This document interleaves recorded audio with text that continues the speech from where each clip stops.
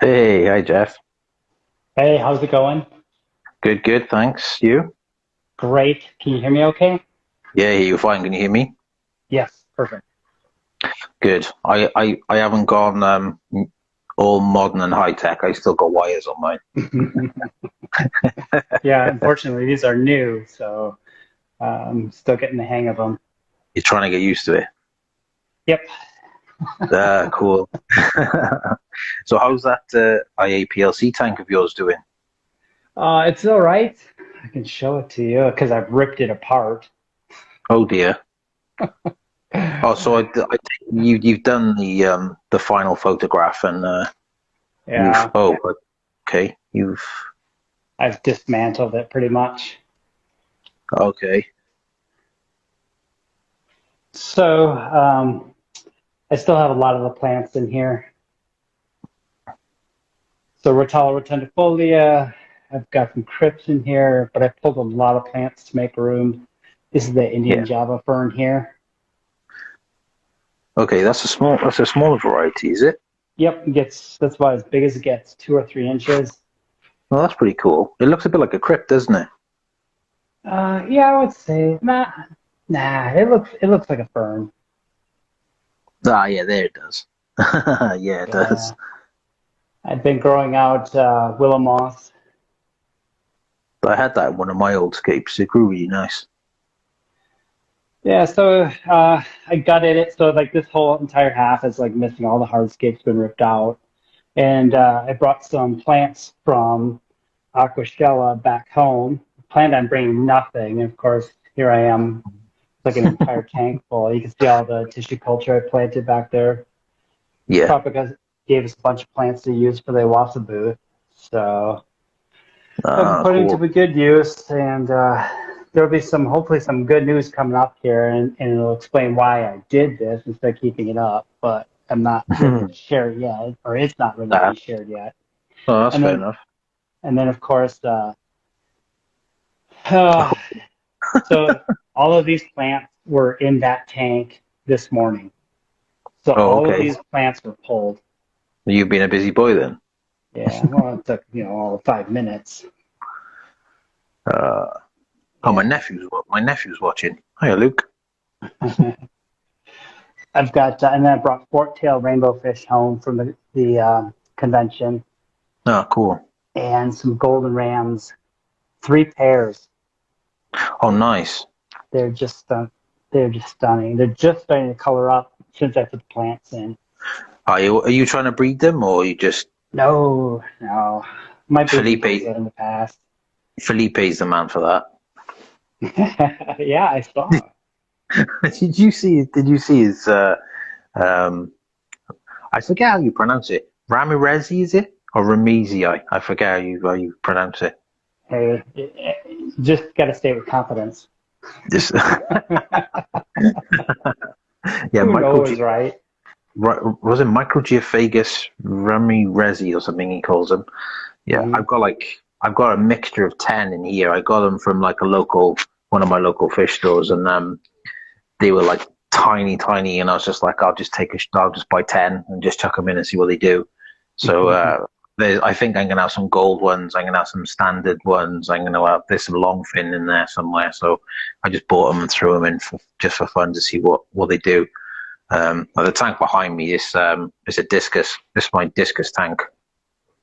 Um, that's why I didn't enter IAPLC this year. I entered last year, but I didn't enter.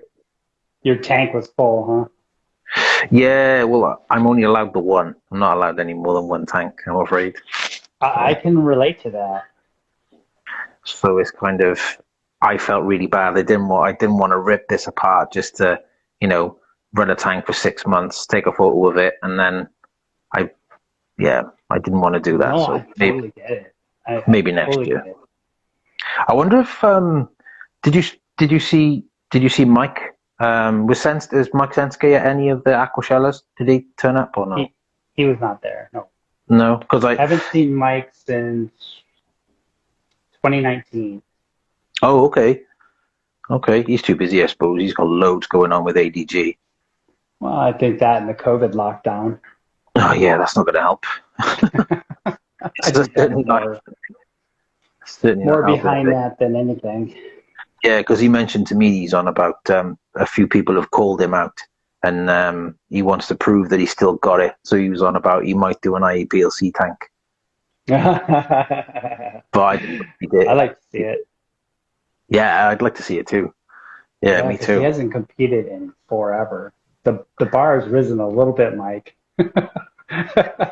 God, yes. I was I was shocked to place where I placed. To be honest, I was aiming. It was my first international contest last year, and I just thought, oh, just do it.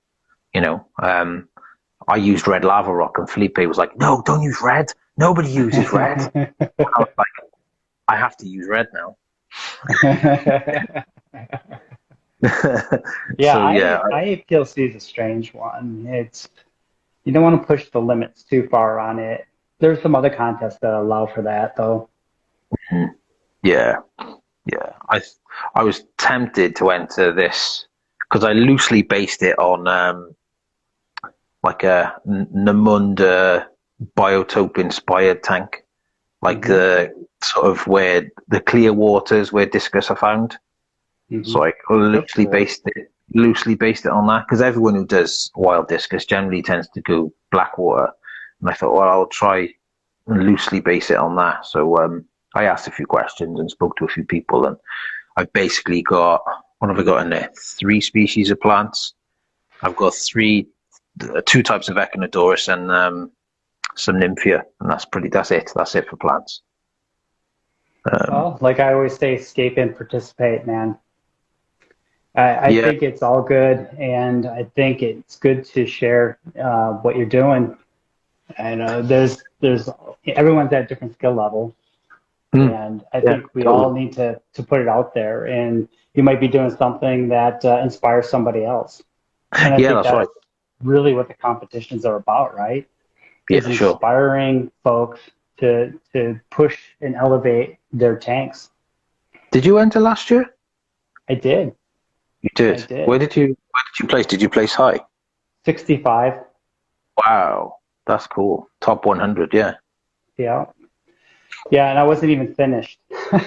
If I had a chance to finish, I maybe had a shot at the top 27. But yeah, for reasons I don't want to get into, short story, I didn't finish, but I still took that final photo, and it was what it was. Yeah, yeah. I mean, I was kind of bricking it a bit because my tank was A617 dot Angelo. my my tank. I just like what happened was I didn't realize that my CO2 bottle was empty until I Mm, started noticing algae and I had like staghorn and stuff take over. And I was like, oh my God, what's going on? So then I realized I changed the bottle over as quick as I could and I started treating with like liquid CO2. I was putting like liquid CO2 in it every day, try and kill off the staghorn. And like the hmm. tank was in like a bit of a state. And I thought, oh man, time was running out. I've got to take a photo to send it off. Otherwise I'm going to miss the boat. And of course it was the 20th anniversary. Was it last year? 20th or 25th anniversary of the IPLC last year. 20th. That's right.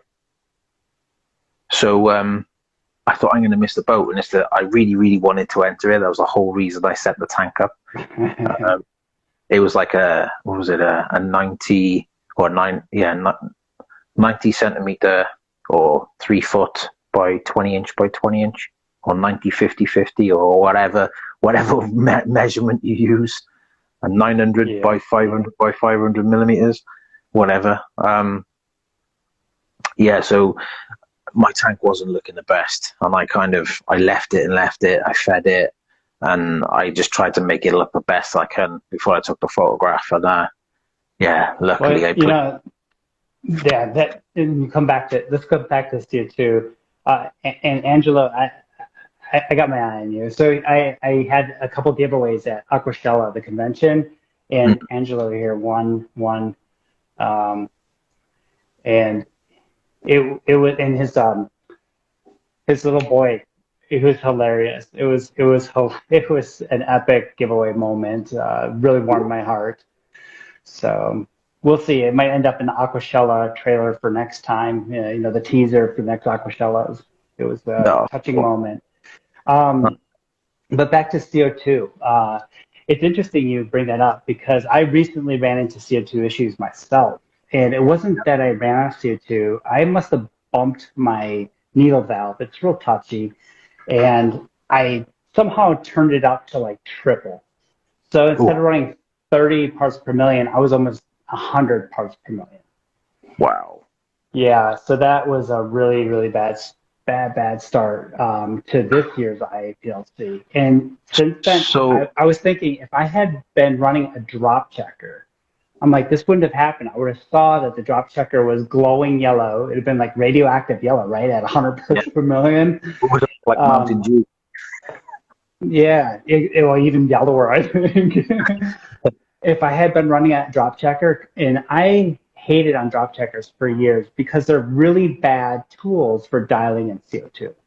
Hmm. But now I dial in CO2 like I always have, using instruments to take readings, make sure my CO2 is set, and then I have drop checker in my tank. And Okay, so it's just an alert. what do you use to set your CO2?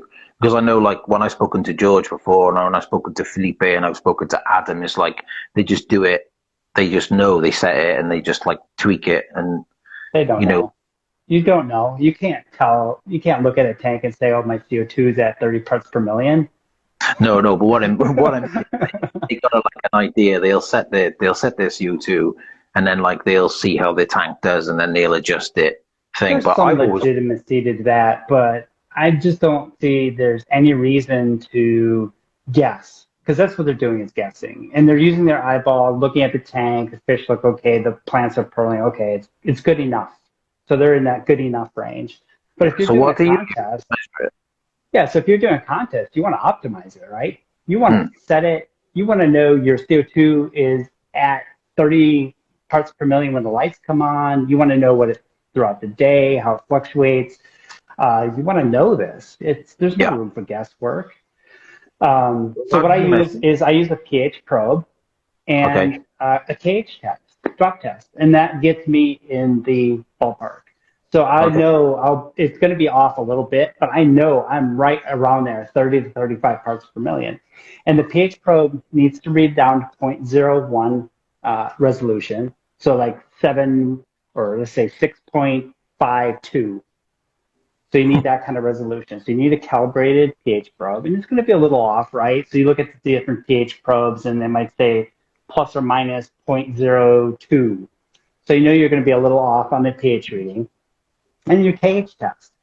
So normal drop test, you take a sample of what 5 milliliters of water, and then you start adding drops, and you count the drops, and the number of drops you put in is the KH. Hmm. Well, that gets you one drop is one DKH, two drops, two DKH. So what you do is you take a bigger sample of tank water. So you take a 50 mil sample. So it's 10 times as much. And what that does is it gives you more resolution per drop. So you Okay. can start counting the drops. Now each drop instead of being one is now zero point 0.1. So you're reading your KH down to zero point 0.1. And of course it's going to be a little off, but now you've got a measurement. Hmm. And your KH is going to stay relatively the same throughout the day, right? So you do KH test in the morning, take a pH reading, you throw it into a CO2 calculator. You can find them online, or you can use a table. So there's a Yeah. relationship between CO2 and KH, and I'm sorry, pH and KH to tell you Yeah. what your CO2 is. And there's other things interfering, so it's not an exact Yeah. science, but it gets you there. It'll let you know where you're at. And you leave the pH probe in your tank for a couple days, and you watch it, and you watch, okay, I need pH of 6.23 to be at a CO2 of 30 parts per million. So you watch, okay, my pH is dropping, my CO2 came on before my lights, my pH is dropping. I hit 6.5 and the lights came on. Well, I need to turn my CO2 on earlier in the day. So I, move it up half an hour and let it go. Okay.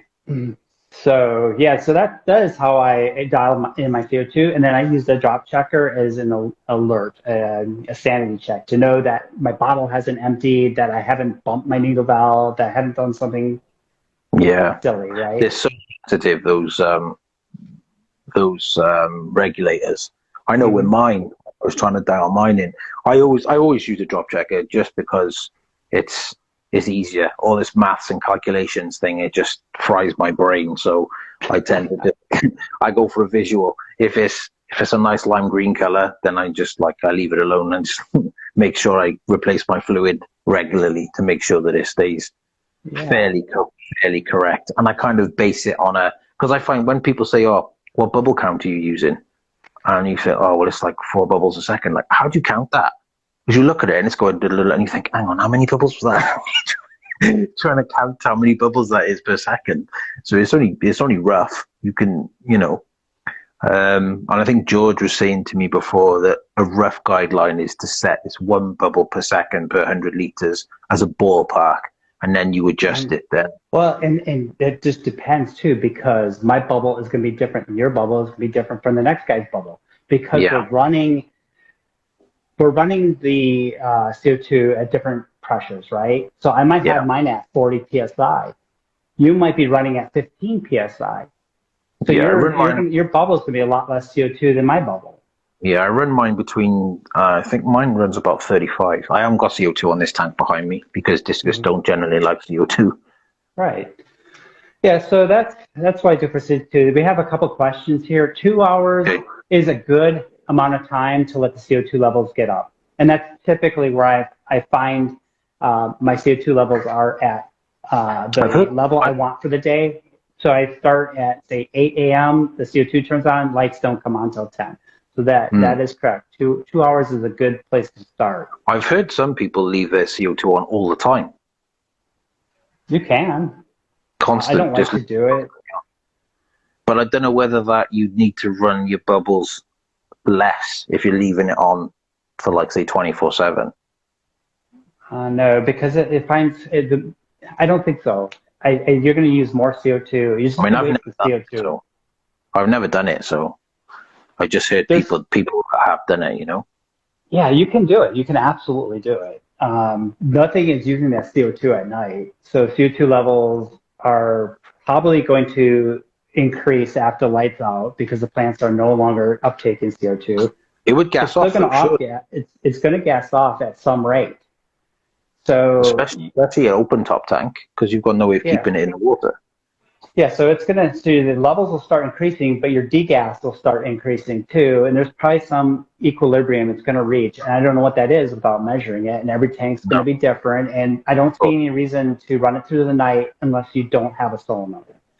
If you don't have a solenoid, then I understand it. I mean, you can do it. I would suggest you don't. I don't. No, most scapers I know don't. They're usually the 2 hours before lights on and then an hour after lights off, usually.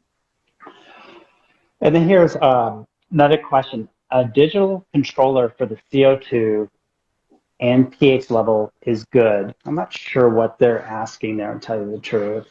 Digital controller for the CO2. If you're using a pH controller, I wouldn't. They have no place in the planted tank. I don't think. I don't think you need them, to be honest. I think they'll screw things up because they'll fluctuate your CO2 input, and you want it to be steady.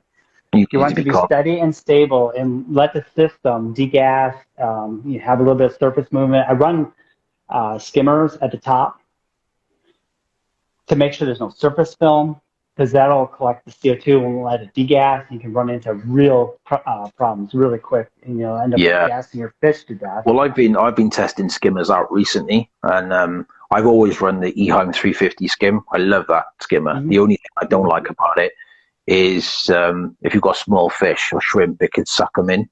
So you've got to put a guard on. But I was trying out the Amtra skimmer. Not familiar with it. Well, Amtra, they're big in Europe, and I know the rep for the UK, so like he sent me one to try out. But and I do what a lot of people do is like I got my skimmer on a timer, so my skimmer is not on constantly all the time. It comes on like 3 times a day for an hour just to make sure there's no surface film. And the Eheim 350 just does a brilliant job. It keeps my surface on my water perfectly clean. But the Amtra one Do you find turning it off gives any critters a chance to get out? I've never had any trapped in there. Luckily, Okay. touch wood. In my old tank, I did. My old tank, I did. I lost Otto-Synclis. I lost cherry Mm, shrimp. I lost all sorts of things. I lost it there. But then I was running it constantly. Then mm-hmm. since then, I learned my lesson. And then on this tank, I only run it three times a day for an hour at a time. So yeah, I guess anything that does get stuck in there will have a chance to climb out. Yes, Sergio is saying pH controller. Yeah, so I wouldn't use a pH controller. I think it's just going to cause you grief. There's no reason. There's no reason to run it. You want stable CO2 injected into the tank all the time. I think you want And stability in a tank in yeah, general. Too many people chase numbers. yeah. Don't chase pH. Don't chase the CO2. Set it so that the levels are right around where you want them throughout the day, and then just forget about it. You don't want this coming on and off, based on pH value. Mm-mm. Heck, what if the pH probe goes wonky? Your Yeah, fish are yeah. going to get gassed. The less tech you can put on there, I think sometimes is better. Yeah, I mean, right up until I'd never really dabbled with CO2 right up until my IAPLC tank, just because I was always put off by it being like overly complicated and then like some big thing of compressed gas underneath my fish tank. I was like, oh my God, no, I don't want to do Hmm. that. But then I It's took the definitely plunge. intimidating. I took the plunge, and I had some insane lighting on my tank, and I kind of thought, right, if I'm going to do this, I'm going to do this like properly. And I cranked my CO2 up, I cranked the light up, I was banging the plant food in, the fertilizers in, and my plants grew mental crazy for the first like 3 weeks, and then it just went like it seemed to like reach a peak, and then it just went boom downhill, and I was like, oh my Hmm. God, what am I doing? What's going on? So like I was kind of taking advice from everybody because like loads of people do things differently. So it's like I was taking advice from George, I was taking advice from Felipe, I was taking advice from Adam, and I was like, man, it's just frying my brain. In the end, I just dialed it right back, and now when I do CO2, I err on the side of caution. So like, um, I'll do less CO2 so I don't have to fertilize as much, and I Hmm. dial back the lighting as well. So it's more slow, steady growth rather than like crazy mental growth. Um, and I have taken on board Felipe's method of like putting a lot of root tabs in the substrate as well, Hmm. um, because I just find that gives the plants more long Well, term. what kind of Um, water do you have? Do you have hard water or soft no, water? I live in Wales, in the UK, and our water's really soft. Last time I tested it, Okay. it was like I forget I forget the KH and GH. I haven't tested for a long time, so I'll So like probably under one. slap, a slap on the wrist for that. But my pH is about 7.2 out of the tap, so Hmm. it's pretty cool. I know I don't use RO, I don't use HMA. I always use tap because we're lucky. We got nice soft water here. That reminds me, I will Yes. have to check. I'll test the tap And water then again. Yeah, so in Atlanta here, I have really good source water. So it is all surface water, and we have very, very soft water. So we're Nice. talking about like less than 1 DKH and less than 1 GH. Oh wow, that's Yeah, good. That yeah. is good So it's water. I have to remineralize. So I'm dumping Yeah, I should. calcium and magnesium and all that into the water. So yeah, it's darn near RO. Yeah, well, it sounds like it. If it's only one, Yeah, yeah, less than some. one. I mean, it depends on the time of year, but a lot of times it'll be less than 0.5. Yeah, I mean, I've seen a lot of people say, "Oh, I use well water." Um, and I'm like, well, that doesn't guarantee you good water, because with well water, you get a lot of runoff, you get a lot of like mineral content in your water and stuff. So It'll typically, well water will be high in GH and KH. Well water yeah, is it's usually liquid rock, right? yeah, and especially if you live near a farming community, it's going to be high in nitrates and phosphates as well. It can be, yeah, depending on what aquifer they put the well in. Yeah. Yeah. Slinky Oh, Slink. Scapes. Hey, Slinky Scapes. I Yeah. like your name. The water in Manchester is like warms less than 1 DKH in the same GH. Oh, okay. I didn't know Manchester water was soft. Although I suppose it's not far from North Wales, so it could be. Yeah, it could be. One of these days, I'm going to head over to the UK. As soon as Yeah, international travel clears up, I heard it's a nightmare still. yeah. It's Oh. it's funny. It's funny because you're not the first American to have said that. You said it. Mike has said it. Who else said he want to come over? I think Adam Pascal said he wants to come over as well. It's like we just have a big, huge party over here, all scapers together. Like it'd be cool. Definitely, definitely. So, I read on your website. I didn't do too much digging. I'm not an internet stalker or nothing. I just wanted to. It's all right. It's why I put it out there for it to be read. Well, you said you've been in the hobby for what, 40 years? Is that right? Yes, yes. Over 40, probably 45. Wow. I look Okay, good, so don't I? definitely wouldn't put you at the 35. Yeah, yeah. In a couple of weeks, I'll be 52. No way. Seriously. Yeah, Okay. Okay, yeah. cool. So I mean, I've been I doing got, aquariums ever since I was a little kid. I grew up on a lake, oh, wow. and I just remember, and that's what hooked me in aquariums. It was just a natural offshoot of being on a lake. I mean, my first aquarium setup was a biotope. I took the stuff right out of the lake and put it in the tank. you know, so yeah.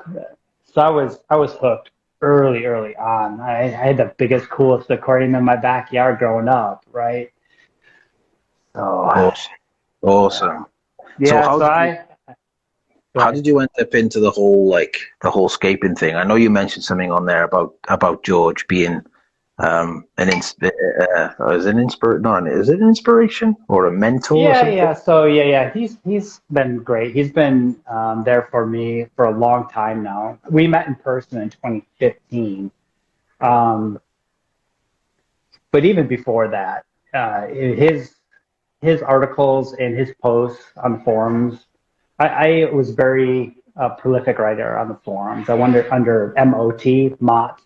So if you Hmm. look under like Planet Tank or what are some of the, I can't even remember the names of the other ones, Aquascaping World or whatever. If you search for MOT, UCAPs even. If you search for UCAPs, you'll find MOT.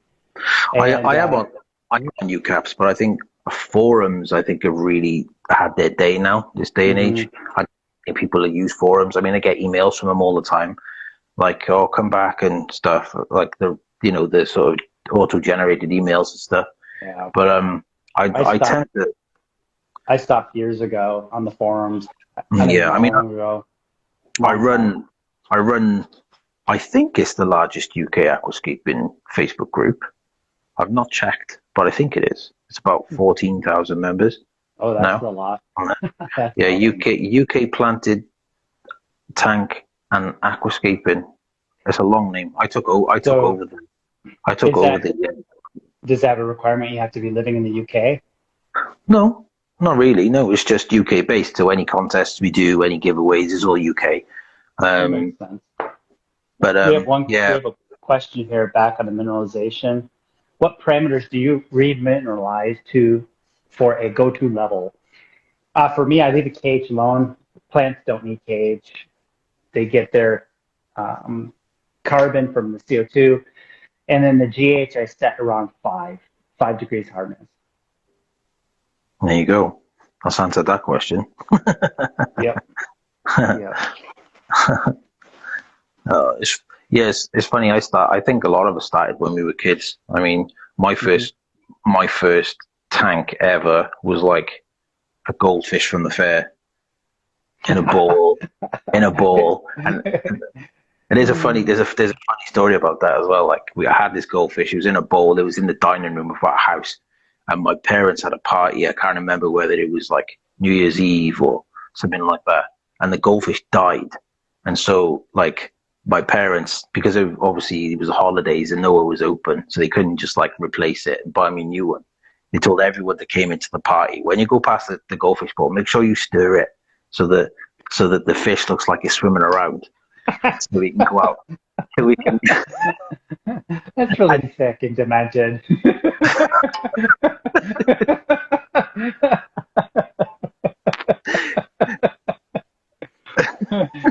Oh man, I think your childhood, you probably got a few more stories. That was pretty twisted, man. It's cool. I understand why they did. I understand why they did that. They did it so I didn't get upset and scream the place down. I probably was only about like 4 or something. I didn't find that out. I didn't find that out until I was like an adult. They didn't tell me. They said, "You know that goldfish you had, yeah?" Oh And man, it's just so wrong on so many levels.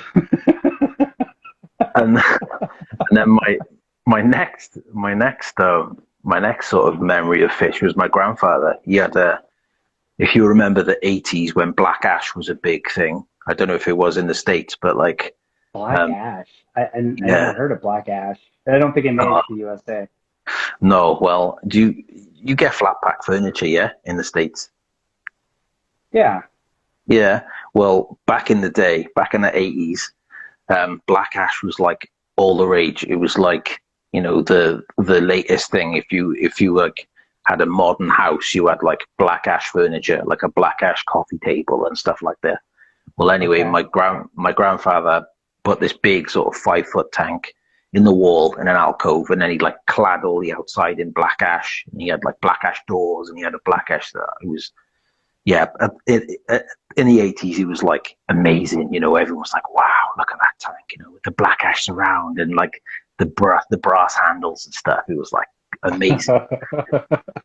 And as a kid, when we went to visit my grandparents, I would just make a beeline for the chair, which was like right next to the tank, and all the kids would be watching like all scary movies and stuff, and I'd be there just like staring at the crebensis with their babies and stuff, and like with admiring the fish in the tank. So like as soon as I was old enough, I had a tank on Yeah. my own. That does scare me about the future of the hobby because the kids are so glued to the screens. Yeah, Yeah, it's not healthy. They're disconnected from nature. They're disconnected from where their food comes from. It's just a really, society's in a bad place right now, I think. yeah. We've tried. It's funny. I got 2 sons. One's 9 and one's 5. And the 9-year-old for the last year, he's been mostly vegetarian. His own choice, down to him. No influence from us. I mean, I'm like probably one of the biggest carnivores you could probably imagine. But and my and my wife's vegetarian, but there was no influence from us. It's just what he's decided to do. And Interesting. that is purely down to because I don't want to eat something that was alive. Okay. You probably influenced them. You're probably a really scary eater.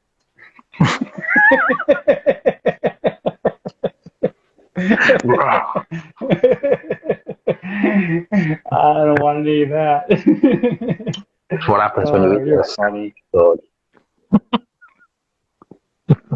It was just a steak knife. Mine. No, so and then my youngest, he'll like literally eat anything you put in front of him. He's 5 and he'll eat like olives and like pickles and like Why not? They're delicious.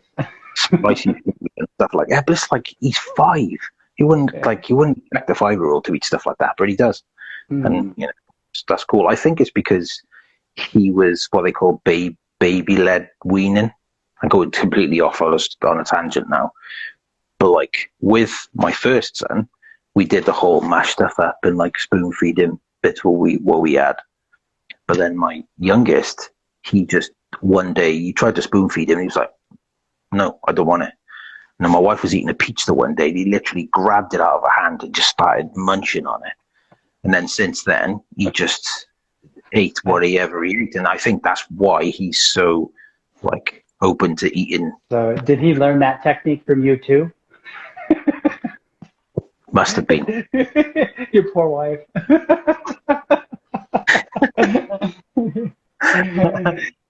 Well, growing up, I'm I'm the eldest of 4, and it's like it's a sort of standing joke in our house. Whoever shouts loudest gets fed first. So there you go.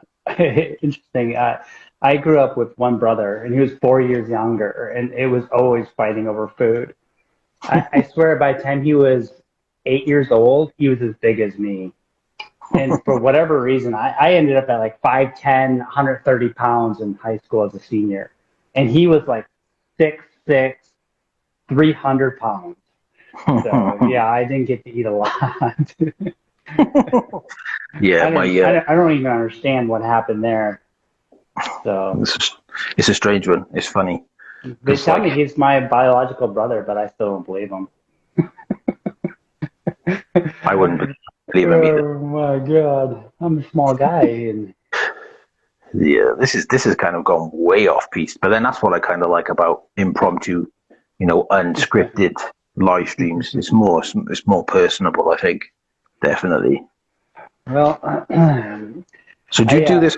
Do you do this full time? Is it your like full time job, or do you do something else as well? yeah. So I recently put a fork in my career. I'm done. I was a computer guy. I was a server administrator. Did a lot of engineering, data center work, Okay. and I did that. I had my own practice, and I shut it down and started working for someone else. And then COVID hit, and I was the first one to get laid off. It was like COVID. We have COVID. The school's closed. 2 days later, you're terminated. Okay. So that was that. And I was like, okay, and my wife too, was on contract. And we just decided, enough's enough. We're okay.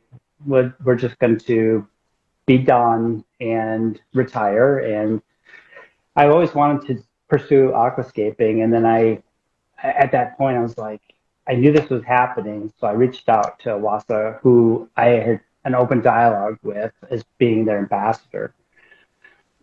So I explained them my situation and said, hey, I'm available now. I've got all the time in the world, but I want to be part-time at most. So we worked out an agreement. So I'm their North American ambassador, and I've been doing more and more as COVID's receding here, going to stores, endorsing the Oase products, being part of their development, not their development, but their testing and product development, I guess it would be correct. And the conventions, like working the booth and putting the social media stuff out there. And we'll be doing, just like George Farmer's doing interviews with folks on the Oase channel.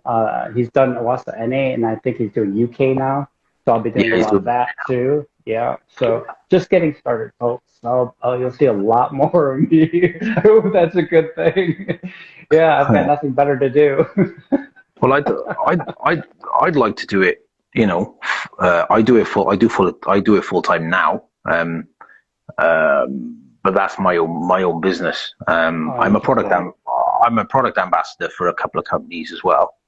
Predibio being one. CO2 Arts. I used to be ambassadors for both of those. Yeah. And then when I signed on with Oase, I just didn't want any type of conflicts or anything. Just want to keep my life simple. So I regretfully, not regretfully, but I really need to just tidy things up from a contractual standpoint. I'd like for any one of those guys to just say, jump on board with us, come and do some stuff with us. But obviously that's not happened yet. I did approach Oase as well, but obviously George is like the UK ambassador, so likely. There's only going to be a handful of ambassadors, is my understanding. So you'll have North America and obviously Georgia, Europe, and then they'll add a few more. They're looking at continents. There's only going to be a few of us. Yeah, that's fair. That's fair enough. And they're still growing, right? They're fairly new in the aquarium hobby. Yeah, the whole aquarium thing is new. And what I've said to a few people, like when the Biomaster Thermo came out, I was like, I've seen a pre-filter before. There was another company that did a pre-filter. I've seen a thermo filter before because Eheim did one. Eheim did a thermo filter like years ago. I mean, maybe 20 years ago, the first Eheim thermo filter came out.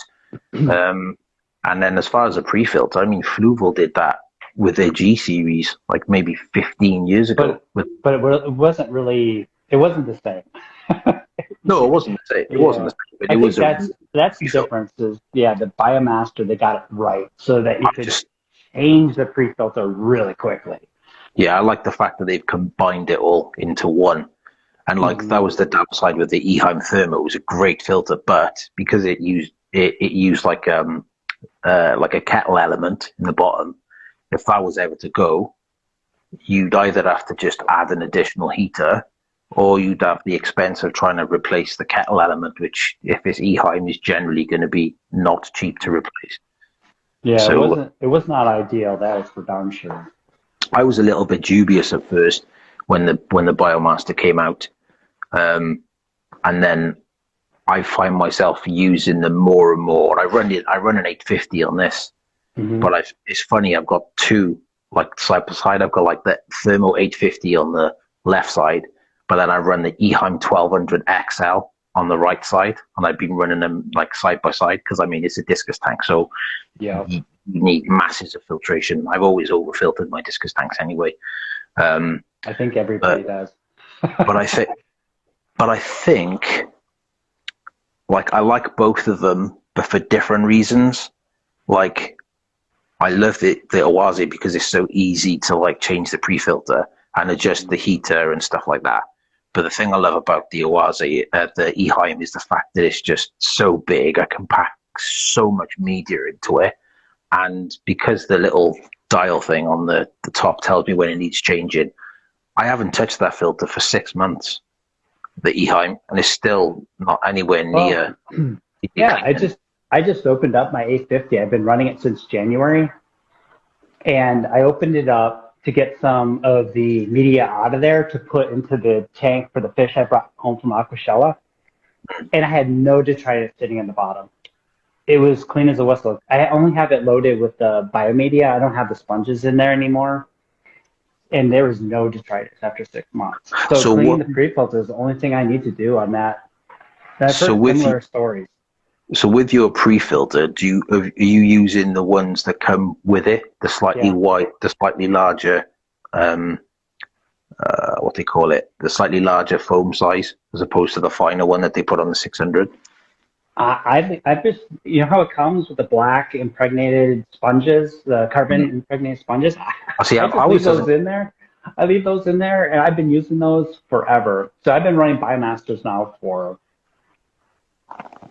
three, maybe going on 4 years. I can't remember Okay. because they weren't available here. And as soon as they were available, I got in line and I talked to Adam there at one of the conventions that we had. Mhm. I was like, hey, I saw George Farmer showing one of these off. I have to get one of these because I'm spending like 2 hours maintaining my filter every week because when I'm doing the contest scaping, I need to keep it squeaky clean, optimal environment, doing my best, right? It was 2 hours a week to take all the media out of it, repack it. It was always jammed up. It was just always a nightmare. And the Biomaster was everything I had hoped for. It was just the magic bullet. It went from 2 hours a week to 2 minutes a week of maintenance. So I was like, okay, this is the Now, best thing that's ever happened. are you a glass lily pipe fan or a stainless lily pipe fan? I think they both have their. In fact, if you look at my tank over here, I've got the intake right now is stainless, and the outflow is a glass lily pipe. So I got it mixed right now. So The reason I asked you that is because I'm too ham-fisted. There's no way mhm. I could use glass. I'd end up breaking them. I've Um, I've broken, and it's interesting. I've never broken the outflow. It's always the intake, and it's either been the nubs, the glass nubs that hold the suction cups on, have just come off, or it's been where the slots are on the intake. You know, I'm talking about the little slots that yeah, yeah. and it's so fragile there. It just Well, disconnects.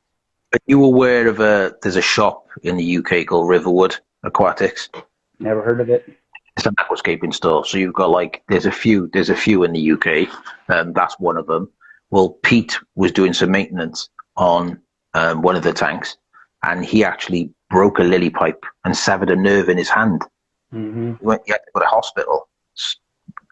I So I think believe he's. it. I've bled. I've cut myself on pipes. So I you can probably see behind me. They're the standard. That's the standard pipes. yep. There. Yep. I see 'em. Yeah, they're dirty too. They need a clean. That's the nice thing about the Oase tubing, that smoke gray color. You can't tell it's dirty. It's No, that's right. beautiful. I actually haven't shown you my tank.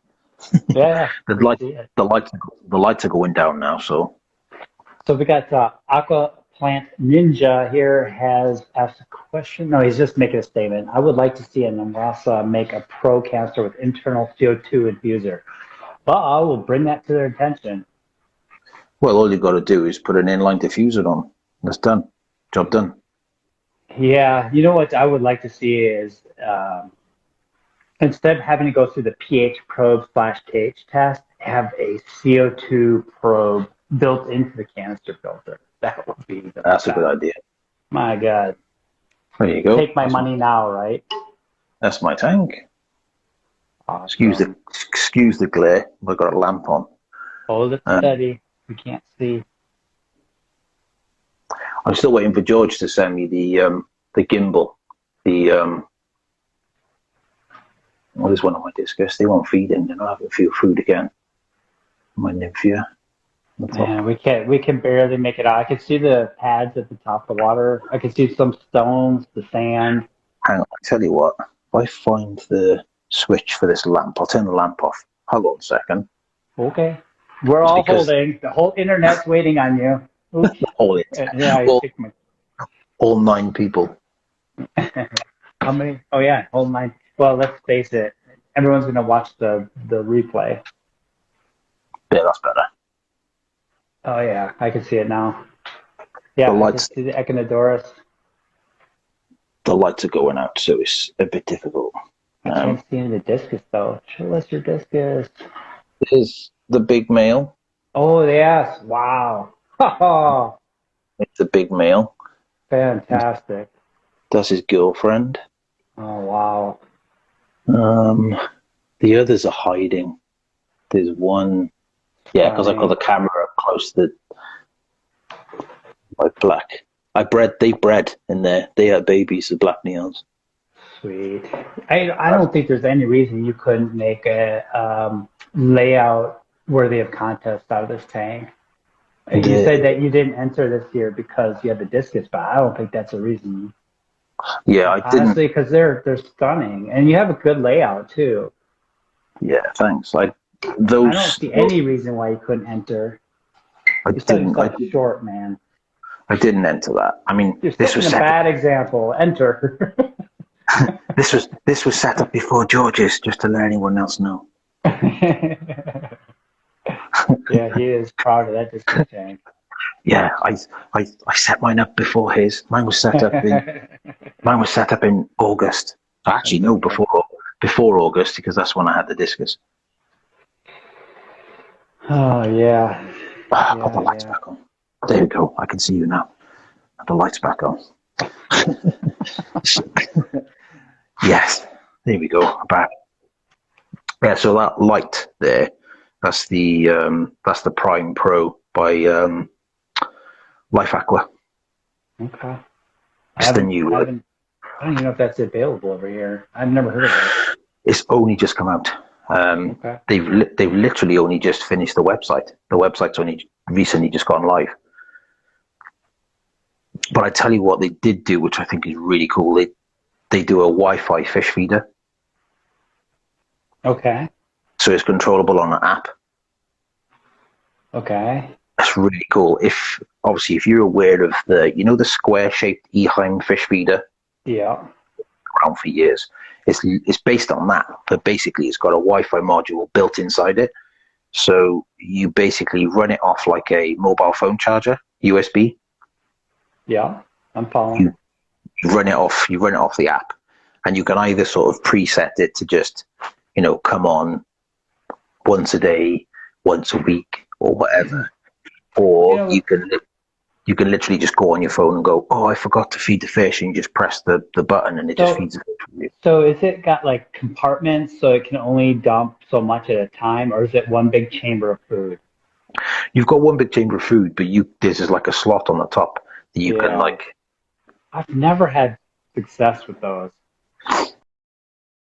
I, I it, I've never used them much. I've got customers yeah. that have got them on their tanks, but I've never liked them because they tend to like when the actual hopper is full of food, it'll Mhm. dump a decent amount in. But then when Yep. that hopper starts to run low, you get hardly any. So it's quite Well, and inconsistent. again, you're back to guessing, and I don't like that.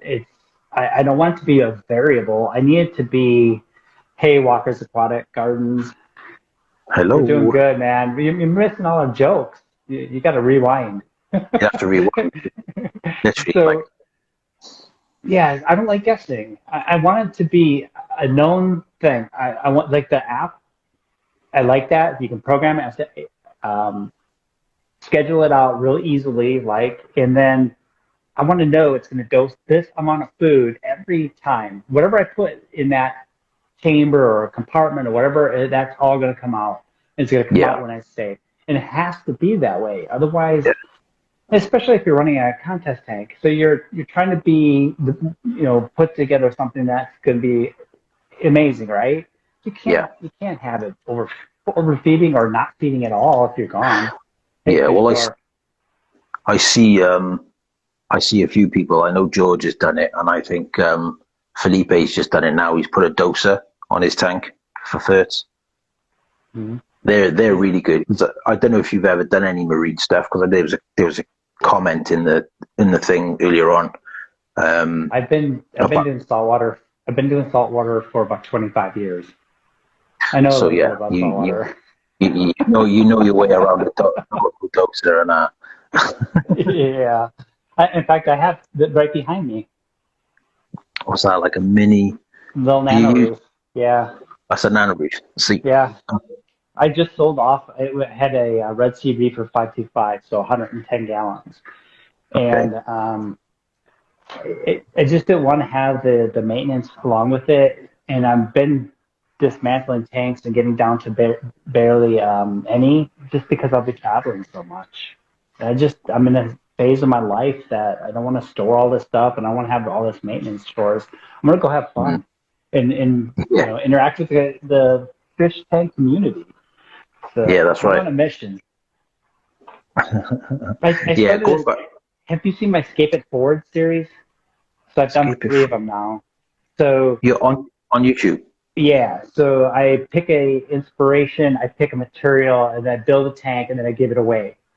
That's more my Yes, speed now. I, That way, I don't have to put water in it. I don't have to feed the fish. I don't have to trim the plants, and yet it's beautiful and it makes somebody's day. It's more my speed these days. Get people interested, get people excited, and turn it over, and let's see what they can do. So that's my yeah. Escape It Forward series. So we're going to see a lot more of that in the future. In fact, I just Oh, shipped one off today to a lady in Florida. She's excited to get hers. And we gave oh, the first 2 away in Aquascaping this weekend, or last weekend. Actually, it's been 2 weekends now, hasn't it? I okay. don't know. I'm lost. But yeah, so it's been a lot of fun. Hey, Juan. I'm just reading the comments. I'm not ignoring you. Just reading the comments. Yeah, like I was doing quite a lot of live streams when like lockdown first happened. But they kind of when I didn't do so many. Um, but yeah, I had to get you on a live stream. That was one. I got to do another one. Me and Adam have planned another one. Cool. I think me and Felipe are gonna do another one. Wow, he's a But character. You probably get more I laughs out of him than me. I find no, it's funny because how I was like it was about 2 years ago. It was back when Felipe and Sensuke were at like I think it was SIPS, the Chinese Aquascaping contest, and they were at a few others, and they were like doing a lot of streaming together. And like I jumped onto the stream, and I was like taking the mick out of Felipe, and um, Felipe was giving me banter back, And like Mike, you could see the camera's doing this, is shaking because Mike's laughing his head off, and like that's how I met Mike. And then of Wow. course, Wait, what I so you weren't at SIP. You were just oh no, just you on a were live. okay on the live stream. Okay. I was just on a live stream because I've been following Felipe for ages. And then like when he was with Mike, I was like, "Who's this Mike Senske character?" And I checked him out, and it's like, oh right, okay, so that's where that tank came from. It's like I'd seen their work before, Oh um, yeah. before I'd like seen who the guys were. So Yeah, they're fantastic. I've had the opportunity to work in their shop for a few days and hang out with them. That's back when Luis Navarro was their gallery expert. He maintained all the tanks, and he's moved on, and Corey Hopkins has taken over. So yeah, I yeah, want to go again and again and again. It's fantastic. It is definitely, I think, the best shop we have here in the USA. I think Mike's been like a bit of a mentor of mine, if you like. Hmm. Um, I have like quite a few conversations with him behind the scenes and stuff, and like people have seen the live stream. I think we did two now. People have seen the live streams that we did, but I do have like quite a few sort of conversations with him, sort of via messenger and by like direct message and stuff. And like he's been a bit of a sort of mentor for me, and um, he sort of helped me. What's the word, like professionally, if you like, Oh um, yeah, because he's got to be one of the most successful people in the aquarium business in the world, and oh yeah, and the he Sensitive told has me got like it down. he nearly lost it all. He had to remortgage his house and everything. I didn't even realize. But I mean, that man's like literally been on the brink of bankruptcy, and then he's like brought it back, and like look where he is now, and like the company Hmm. that he's got is massive. And like Yep. that guy's like such like like one of my inspirations. Like Oh I yeah. love I love his tanks. His tanks are amazing, and like as far as like contemporary goes, and they're so easy to maintain. I've done a few hardscape only tanks for clients now, and like they still look good, and they're like 2 years, 3 years old. Yeah. Well, Like they learned the hard way. They steer people away from the heavily planted tanks and to the hardscape only, and they get just as much beauty out of them. They have it down. It's a formula. I'll have to send you a couple. I'll have to send you some pictures or videos of the ones that I've done. Basically ADG inspired, but obviously Hmm. done by myself.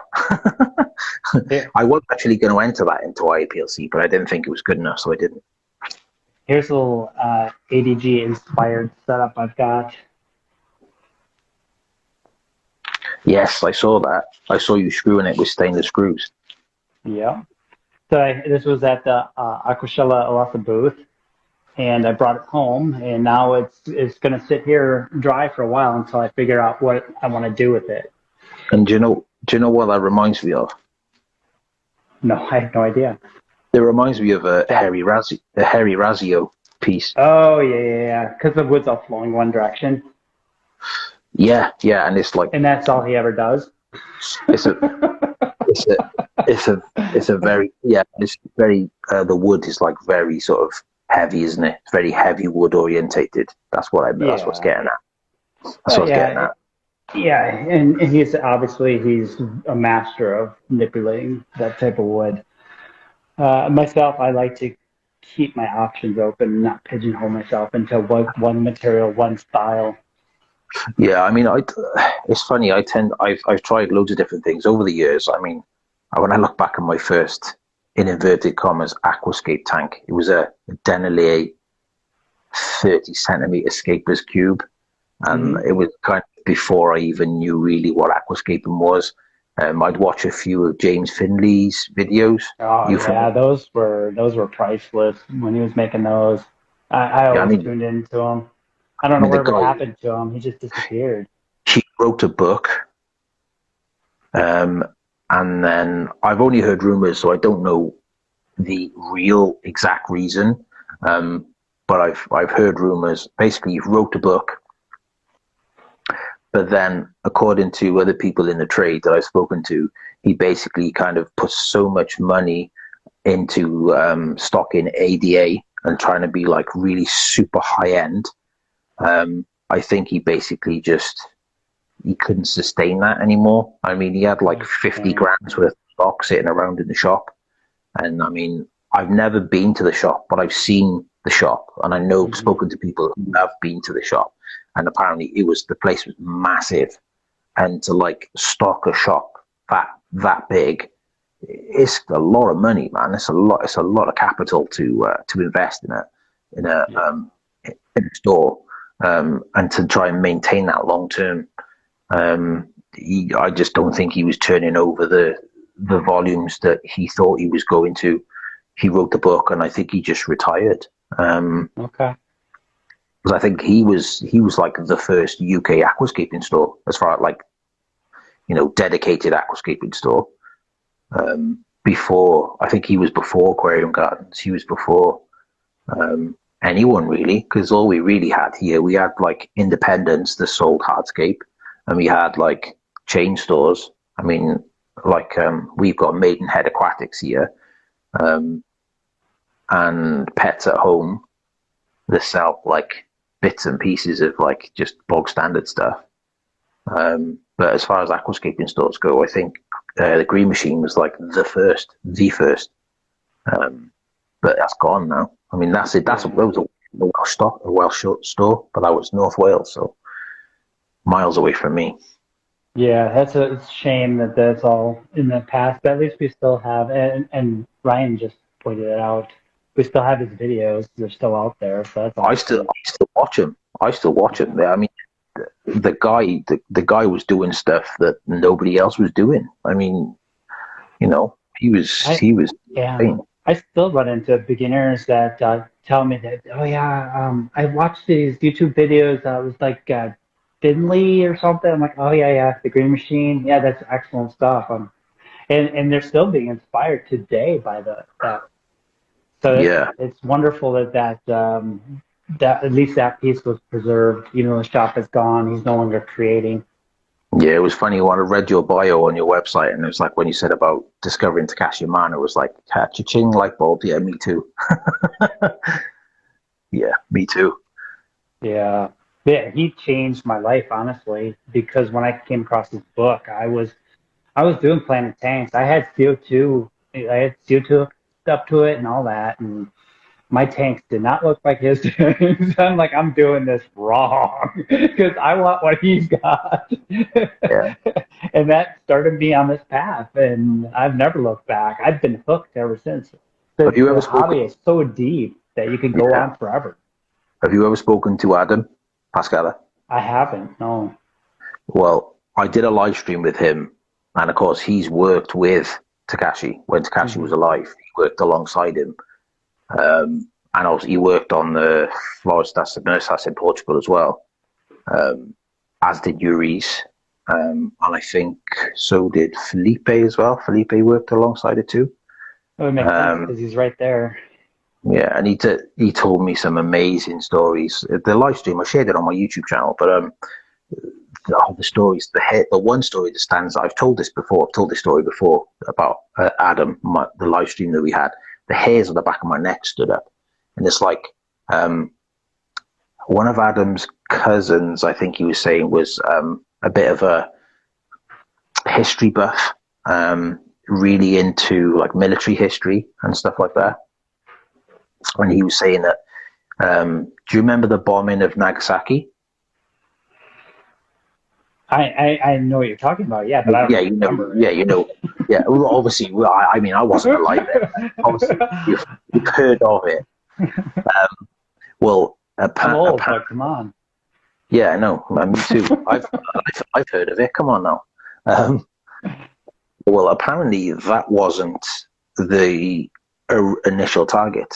The initial target was Takashi's hometown, Niigata. Mm-hmm. Huh. But the bomber got called off because of bad weather. So rather than going to Niigata and bombing Niigata, they went to Nagasaki because of bad weather, and they had other things there that they could destroy that was, to call the mission a success, if you like.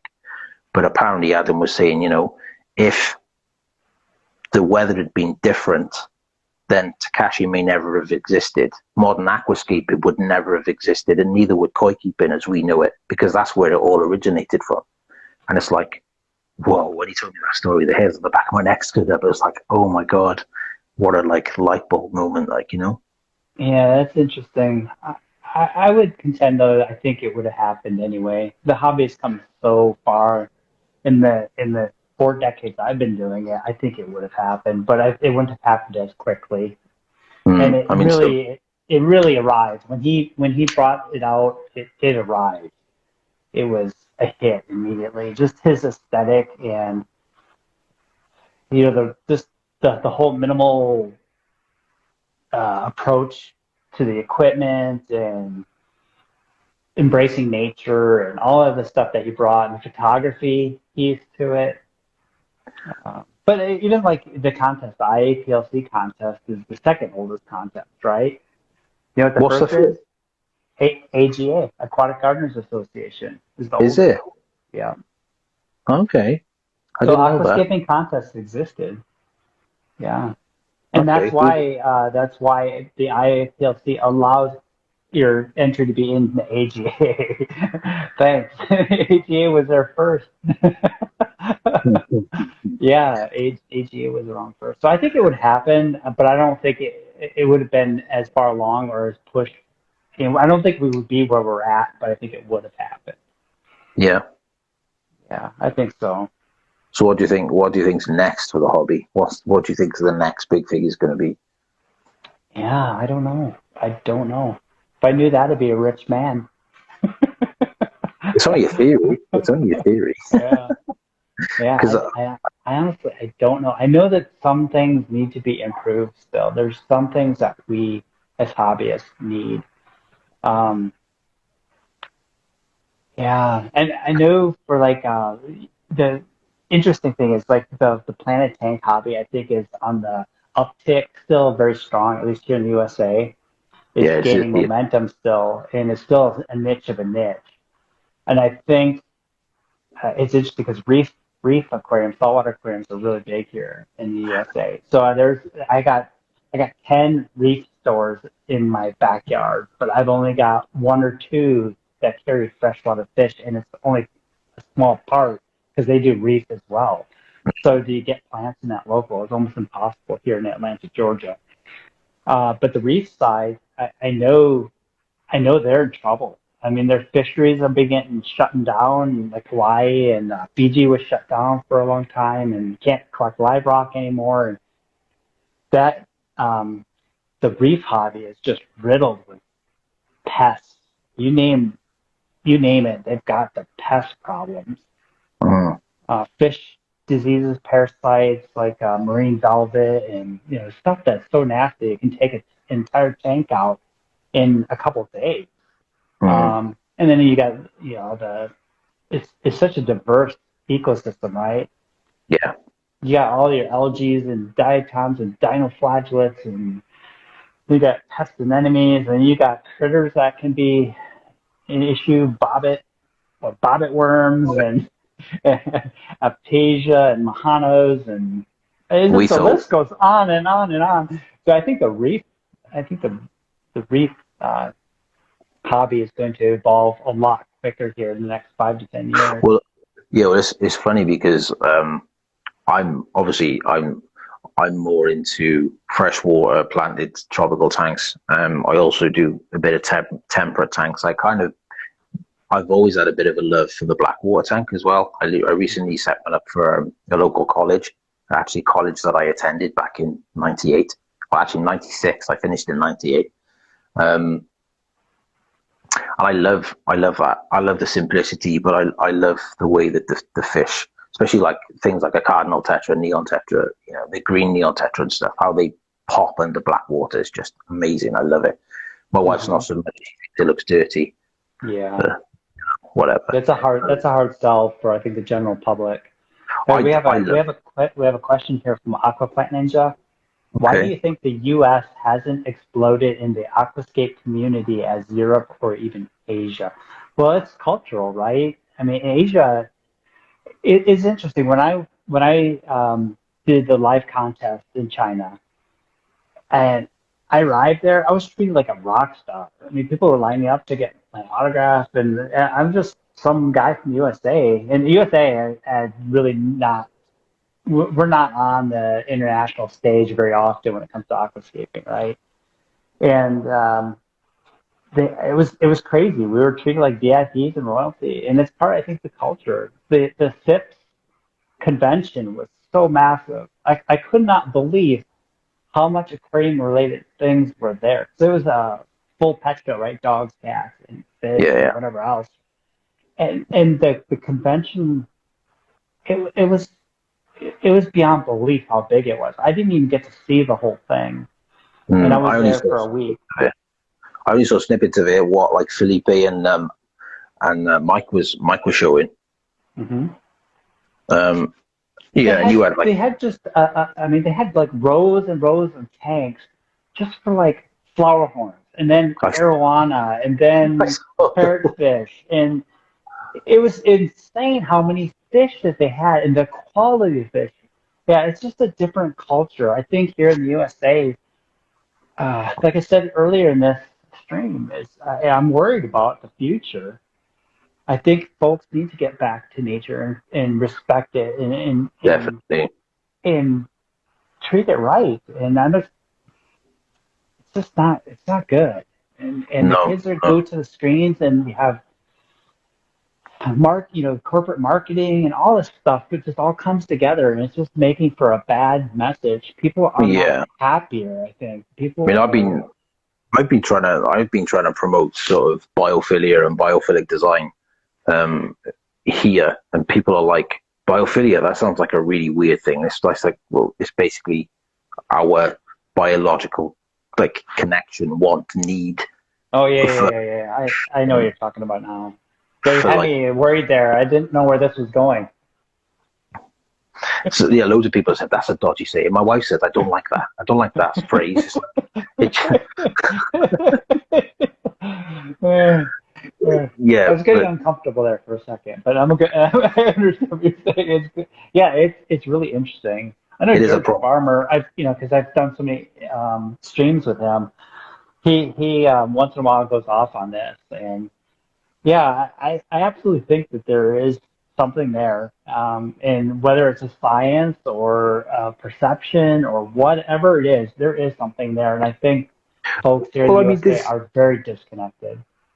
there's been studies done where basically like they've studied like the productivity like of people who are in offices that are just an office without any sort of view of a green space or anything like that, and then they've done where you can look out of a window and see trees or whatever green space, and productivity goes up. People's like mental well-being is increased. You're breathing naturally. You kind of chill out. You tend to, me and my wife have noticed it because like when when I finish work and like it's the weekend and stuff, we'll go to a forest, to the local woods, like down the beach or whatever. I mean, it sounds silly, but we were walking along um, a beach not too far from us, and like where the tide comes in and it leaves like it might leave like a load of shells and stuff like that. Hmm. We're walking along there, just listening to our feet like crunching in the shells, and it's like it sounds really silly, but it's like for a moment you're just nothing. You're not thinking of anything. You're just walking and you're just concentrating, focusing on that sound and that moment and being in that place, and you can literally just forget, for however long, even if it's like 5 minutes, 10 minutes, half hour, whatever. You're literally not thinking about anything. I'm not thinking about work. I'm not thinking about aquascapes. I'm not thinking about, fish tanks. I'm not thinking about fish and anything. I'm just like Yeah, in that I'm moment. I'm the same. As soon as we retired, my wife and I took up hiking. We go on at least a 3 mile hike every day. Pick up We're some nice manzanita. Yeah, well, that's on the other side of the country. I'd have to walk really far. Everything here in Georgia is rotten. It's all pine. None of it's usable. The rocks are granite. There's nothing you can use for aquascaping here. Oh And man, that's folks, and even there's got to be some plants or something. I'm like, you're welcome to go take a look, but because we're in the Piedmont here in the Appalachian foothills, you're not going to find anything. There are no aquatic plants suitable for an aquarium here. You'd have to go further south to Florida, and there's plenty there, but yeah, that nothing sucks. here. So, but it's okay. I got friends. I can get this stuff nowadays. Hey, you're lucky. You're lucky. It's funny. Like I was talking to Mike, and like I'm just super in awe of like the hardscape selection that they've got and they've got access to. And like Most of it here, comes from China. I've worked. When I went over there, he was with. I was with him, and he was putting his container order together, and I got to raid the container first. First in line, and they just brought all. I think they're called carboys, those big plastic burlap bags with the mhm. handles, big handles that use forklift or whatever to lift, and they had like 12 of those off the container. It was insane, insane. So I Yeah, don't know if they collected all there, or if it's shipped into them and they, you know, aggregate it and then send it all out. I don't know exactly how that all works, but yeah, I think most of that stuff comes from China. yeah, I know a lot. I know a lot of it does, but except for things like the Frodo Stone and stuff like that, that comes from Adam. I don't know where Adam gets it from. Yes, yes, yes. And I've seen a couple places here selling it, but I've never used it. So I've never used it because it's too flipping expensive. It's like you have to do a seven, nano tank. it's like £7 a kilo, like £7 British a kilo. So what would that be in US? I don't know, maybe 12 US dollars per kilo ish, give or take. Yeah, that is expensive. That's expensive. Hence why I use red lava rock because it's like I can buy a whole 20 kilo sack for like Well, 25 pounds. the interesting thing is if you're clever, you don't need a lot of that rock. You can use it to face. You're Hmm. like if you could do like the mini landscape, I think is what you call it, the stereo stone. Yeah. So you could put that in and then use the photo stone in front of it and just kind of I'm sure you could integrate it that way because Like they're it, like it, really similar color. yeah, like you do with dry stone walls over in this country. They use like a concrete block behind and then just Hmm. use the expensive stone on the front. Like the stone behind me, that there is from my local beach. Nice. It's just Like the price on that one, huh? That was £0. it's just washed very well. Yeah. The wood, that piece there, and then the other piece on the other side. There's about 5 pieces in that tank altogether. That was from a local, like a fish store. It was behind the counter, and I was like, I like that wood. Where's that wood from? He's like, we bought it in for a customer. I'm like, oh, is it sold? He's like, no, they haven't come in to pick it up. I was like, huh. So how much do you want for it? And they were like, oh, make us an offer. So I was like, I had it for a good price. So I was That's good. happy about that. Yeah, I've always been very frugal when it comes to buying my materials, and now that I have sponsorships, I've That's had one thing. access to so much more material. Like you wouldn't see this stack of wood over here sitting dry before. There's no way I could do that. Yeah, So I don't have that luxury here. I'm afraid I'm okay as far as like I don't know. I might be able to get like that tank behind me.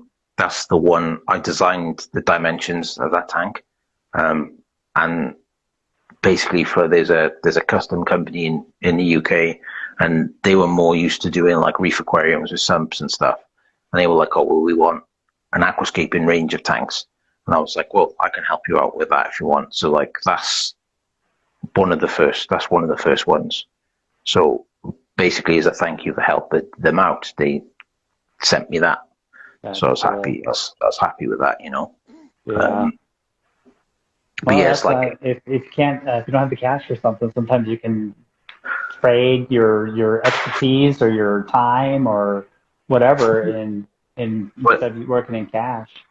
it's funny because like I always, up until I had like sponsorships and stuff, um, I was always, it was, or I always struggled to create the tanks that I really wanted to create because I just didn't have the material because I couldn't afford the material. So like, and Mm-hmm. obviously as I've learned over years, many years of keeping different fish and like experimenting with different rocks and different things, like my IAPLC tank, that had like a piece of ancient juniper in it, but the rest was heather wood that I got off the mountain from by me, and I got it off to dry off a mountain. I stored it in my garage, like dry for a few months prior. Literally just rinsed it and used it in a tank, and you can't really tell unless you know because it went exactly the same color. Unless you knew or you really sort of looked really deep at it, you'd never know Yeah. that I used a different wood No, at all. and that's an excellent tip for those folks out there watching this. You can mix wood. It's much easier than say mixing stone. Mixing stone is difficult. Like we were talking about the protostone, potentially using it just as the facing, Mm, but yeah, wood is so easy to mix because it all goes dark brown. yeah, yeah. It's You just just have you. to look at the character of the wood. If you gotta keep it maybe all straight or all curvy.